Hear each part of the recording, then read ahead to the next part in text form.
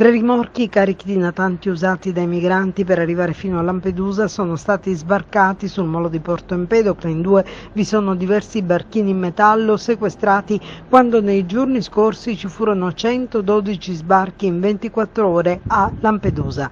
Intanto ieri sono arrivati a Porto Empedocle con il traghetto di linea Cossira, salpato ieri da Lampedusa, i 190 migranti dopo la ripresa dei trasferimenti dall'hotspot della maggiore delle isole Pelagie.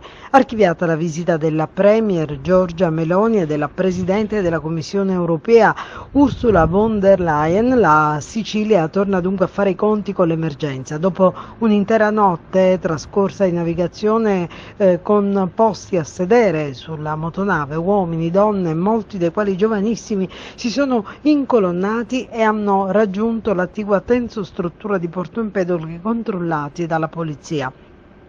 La Croce Rossa ha distribuito loro sacchettini, ricolmi di viveri e bottiglie d'acqua. I 190 sono stati fatti sedere nel piazzale dell'area di transito dove si procede al controllo e alla identificazione. A Porto Empedocle c'era anche il prefetto di Agrigento, Filippo Romano, ad attendere il traghetto e ad assistere allo sbarco. All'arrivo della motonave nella tensostruttura c'erano poco meno di 300 persone, tutte erano all'interno delle tende e il piazzale era vuoto. Dopo l'emergenza di ieri e del giorno prima, quando si era arrivati ad oltre 1300 ospiti, i trasferimenti da Porto Empedocle fatti con 6 bus della polizia e 2 dell'esercito hanno permesso di alleggerire l'area. Gli spostamenti proseguono mentre a Lampedusa continuano gli sbarchi. Sono 1544 i migranti che al momento si trovano all'hotspot delle Pelagie.